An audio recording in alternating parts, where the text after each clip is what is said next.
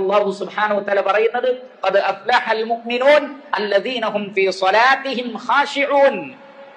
വിശ്വാസികൾ വിജയിച്ചിരിക്കുന്നു, അവർ നമസ്കാരത്തിൽ ഖുശൂ ഉള്ളവരാണ്.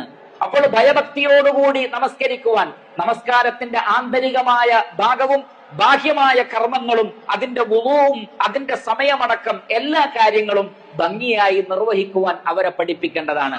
അതേപോലെ തന്നെ ഉലമാക്കൾ പറഞ്ഞു, റസൂലുള്ളാഹി സ്വല്ലല്ലാഹു അലൈഹി വസല്ലമ പറഞ്ഞല്ലോ, വജുഇലത് ഖുർറതു ഐനി ഫിസ്സലാഹ്, എനിക്ക് എന്റെ കൺകുളിർമ നമസ്കാരത്തിൽ നിശ്ചയിക്കപ്പെട്ടിരിക്കുന്നു.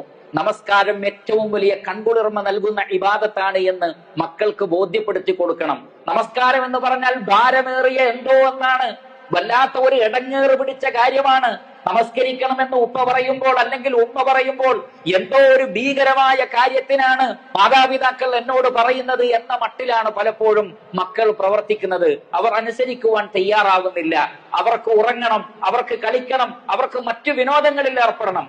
എന്നാൽ അത്തരമൊരവസ്ഥ ഇല്ലാതിരിക്കുവാൻ വളരെ ക്ഷമയോടുകൂടിയും ബുദ്ധിപരമായും ഹിക്മത്തോടുകൂടിയും നമസ്കാരത്തിന്റെ ഗുണഗണങ്ങൾ എന്തൊക്കെയാണ് എന്ന് മക്കൾക്ക് പറഞ്ഞു കൊടുക്കണം. നമസ്കാരമാണ് കൺകുളിർമ, അതിലാണ് റാഹത്ത്, അതിലാണ് വിജയം. ഖിയാമത്ത് നാളിൽ വിജയിക്കുവാനും നമസ്കാരത്തിന്റെ കാര്യത്തിൽ ശ്രദ്ധിക്കണം തുടങ്ങി ചിട്ടയോടുകൂടി നാം അവർക്ക് കാര്യങ്ങൾ പഠിപ്പിച്ചു കൊടുത്താൽ ഇൻഷാ അല്ലാഹ് അവർ നമസ്കരിക്കുന്ന മക്കളായി തീരും.